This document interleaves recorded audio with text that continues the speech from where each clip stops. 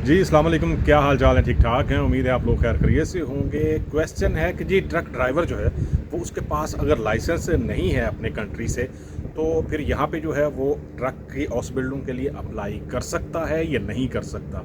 आपके पास language courses होने चाहिए। आपको ये पता होना चाहिए कि जी जो भी ऑसबिल्डिंग आपने करनी है उसके लिए आपके पास लैंग्वेज सर्टिफिकेट होना बहुत ज़रूरी है, क्योंकि कोई भी ऑसबिल्डिंग है उसमें आपने टेस्ट देने हैं, आपने क्लासेस लेनी है, थ्योरी पढ़नी है, आपने एग्ज़ाम देने, मिडिल एग्ज़ाम होगा, फाइनल एग्ज़ाम होगा। तो जब तक आपके पास लैंग्वेज सर्टिफिकेट नहीं होंगे, आप लैंग्वेज बोल नहीं सकते, समझ नहीं सकते, तो आपके लिए बहुत मुश्किल है कि आप किसी भी हॉस्पिटल को सर्च कर सकें, आप उसमें एडमिशन ले सकें, या आप जो है वो उसको पास कर सकें। यहाँ पे ये बहुत ज़्यादा प्रॉब्लम होती है। जो आप कह लें कि फॉरेनर यहाँ पे आते हैं, साइलम पे हैं, या किसी भी वजह से जो है वो हॉस्पिटल ले लेते हैं, तो उनको लिए बहुत ज़्यादा इशू है कि क्योंकि उनको ज़ुबान आती नहीं है। तो हॉस्पिटल में आपको काम भी करना होता है, इसके अलावा आपको थ्योरी के लिए क्लासेस भी लेनी होती हैं।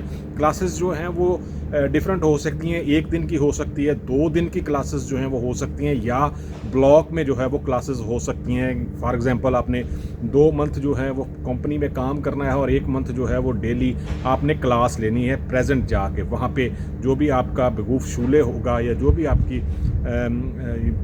थ्योरी की क्लासेस जहाँ पे होंगी वहाँ पे आपको जाके लेनी पड़ेंगी। ये बहुत ज़रूरी है। लोग क्वेश्चन करते हैं जी कि हमारे पास लैंग्वेज नहीं है या लाइसेंस है, तो तब जो है वो हम हॉस्पिटलों के लिए अप्लाई कर सकते हैं या नहीं कर सकते। हॉस्पिटलों के लिए, ट्रक की हॉस्पिटलों के लिए आपके पास लाइसेंस होना ज़रूरी नहीं है।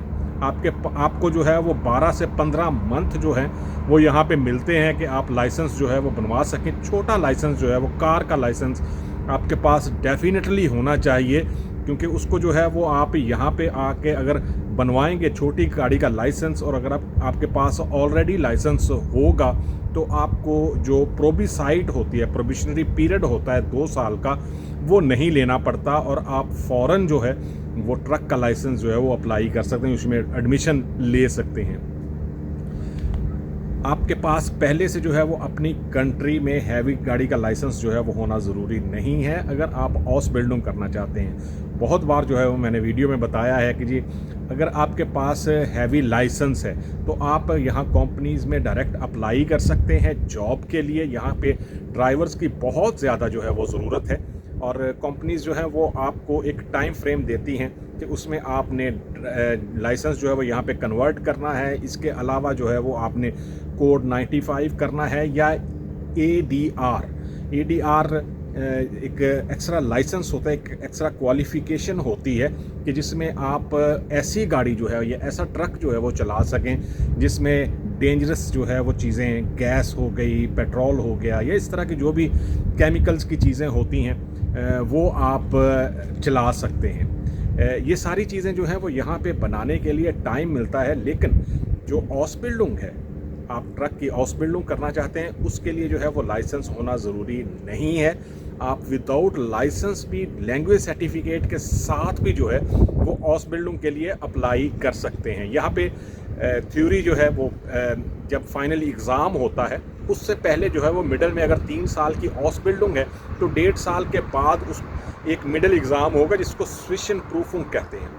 स्विशन प्रूफिंग जो है वो उसमें आपका पार्टिसिपेट होना ज़रूरी है। ये ज़रूरी नहीं है कि आप उसको पास करें, उसके जो ग्रेड्स हैं या नोटे हैं वो जो फाइनल एग्ज़ाम होता है उसमें नहीं आते, लेकिन जब तक आपने मिडल एग्ज़ाम ना दिया हो तब तक आप फाइनल एग्ज़ाम जो है वो नहीं दे सकते। यहाँ पे सिस्टम इस तरह है कि आपको 1 साल में जो भी आपके फ्रेशर हैं या सब्जेक्ट्स हैं उनके जो है वो 1 साल में तकरीबन 24 तक जो है वो टेस्ट देने होते हैं, हर जो आपका सब्जेक्ट है उसके। और उसमें जो है वो आपको हर साल जो भी जहाँ पे भी आप एजुकेशन ले रहे हैं वहाँ से जब साल एजुकेशनल साल जो है वो ख़त्म होता है, यहाँ पे एजुकेशनल साल जो है वो जुलाई के दूसरे वीक में या जून में जो है वो जाके ख़त्म होता है, तो तब आपको एक सर्टिफिकेट मिलता है, और वो सर्टिफिकेट आपने कंपनी में जो आपका HR है या आपका डिपार्टमेंट हेड है उससे साइन करवा के आपने वापस स्कूल में जो है वो जमा करवाना होता है, और जो भी आपका एचआर है वो उसकी एक कॉपी जो है वो आपके जो भी उसके पास एक फ़ोल्डर होगा उसमें जो है वो ज़रूर रख लेते हैं, ये देखने के लिए कि आप कितना जो है वो हाउस बिल्डिंग को समझ रहे हैं, कितना मेहनत कर रहे हैं। डेफिनेटली जो आपका डिपार्टमेंट है, जो डिपार्टमेंट हेड है, या जो भी आपके कोलीग्स हैं, वो आपके बारे में फ़ीडबैक जो है वो ज़रूर देते होंगे। और इसमें जो है वो आपको हर साल जो है वो मीटिंग के लिए भी बुलाया जाएगा। यहाँ पे ये ज़रूरी होता है कि जो भी वर्कर्स हैं जिस भी डिपार्टमेंट में, उसका हेड या उसके साथ कोई और बंदा जो है वो बैठ के हर बंदे के साथ मीटिंग करता है, उसका फीडबैक लेता है कि जी आपने लास्ट ईयर जो है वो किस तरह देखा, और आप नेक्स्ट जो है वो क्या करना चाहते हैं या किस तरह देख रहे हैं। आपको कौन सी चीज़ जो है वो कंपनी में बुरी लगी जिसकी वजह से आपको प्रॉब्लम पेश आई, और कौन सी चीज़ जो है वो आप बेहतर करना चाहते हैं। यहाँ पे ये फीडबैक का सिस्टम जो है वो हर कंपनी में होता है।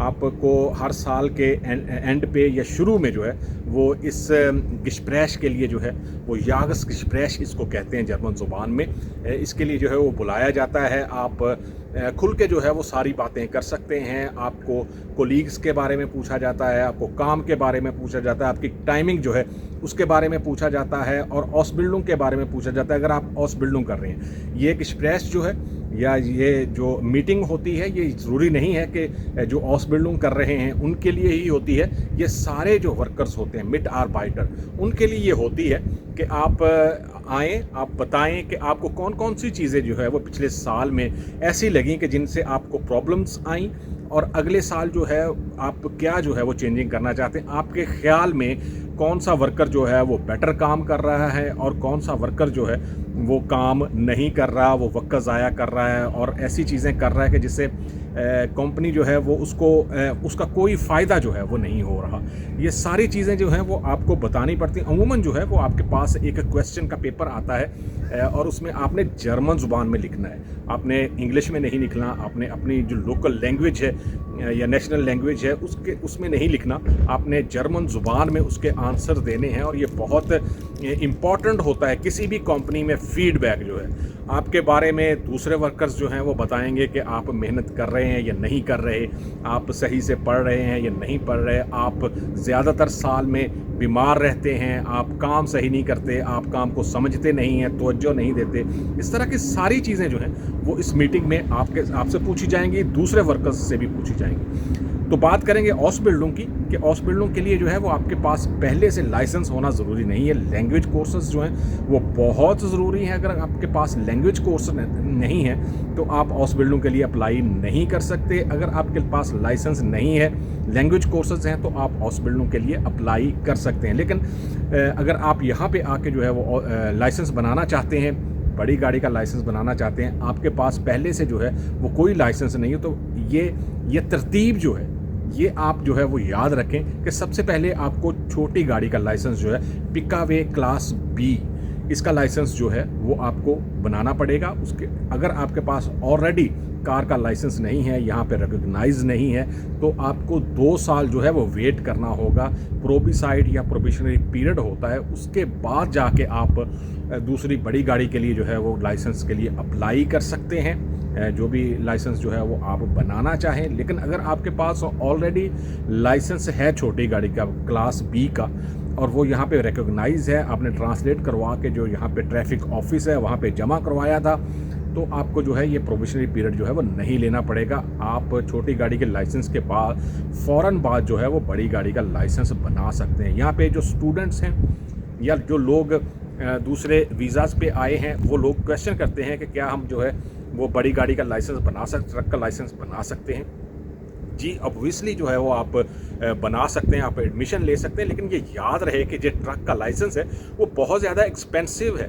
बहुत सारे लोग जो हैं वो इसको नहीं समझते। इसमें एक तो टाइम बहुत लगता है। आप अगर स्टडी वीज़ा पे हैं और आपके पास इतना टाइम नहीं होगा कि आप इसको जो है वो रेगुलर जारी रख सकें, फिर इसकी फीसेस जो हैं और इसके ऊपर जो मेहनत करनी है, तो यकीनन आपका जो एजुकेशन का खर्च होगा, लोग ये समझते हैं कि ट्रक चलाना जो है वो यहाँ पे यूरोप में या दुनिया के किसी मुल्क में जो है वो बहुत ईजी है। इवन अपने कंट्रीज़ में भी ट्रक चलाना जो है वो इतना ईजी नहीं होता। इस सिलसिले में मैंने एक इंटरव्यू जो व्हाट्सएप मैसेजेस जो है वो मेरे दोस्त ने मुझे सेंड किए थे, वो मैंने अपलोड किए थे। आपने यकीनन जो है वो 2 वीडियोज़ या 2 पार्ट्स जो हैं वो देखे होंगे। आपको अंदाज़ा होगा कि एक्चुअली जो है वो इतना आसान नहीं है। उसने बताया था कि यहाँ पे कितना मुश्किल है कि आप एक बार अगर कंपनी से निकल जाते हैं तो फिर कितनी देर के बाद वापस आते हैं, सैलरी कितनी होती है, किस तरह जो है वो आपको सर्वाइव करना पड़ता है या काम करना पड़ता है। ये चीज़ें जो है वो इतनी ईजी नहीं है जितना लोग जो हैं वो वहाँ पे बैठ के समझते हैं, और उनके माइंड में ये है कि ट्रक चलाना जो है वो सिर्फ ये है कि आप ट्रक में बैठ के स्टीयरिंग पकड़ लिया और बस आप चलाते रहे।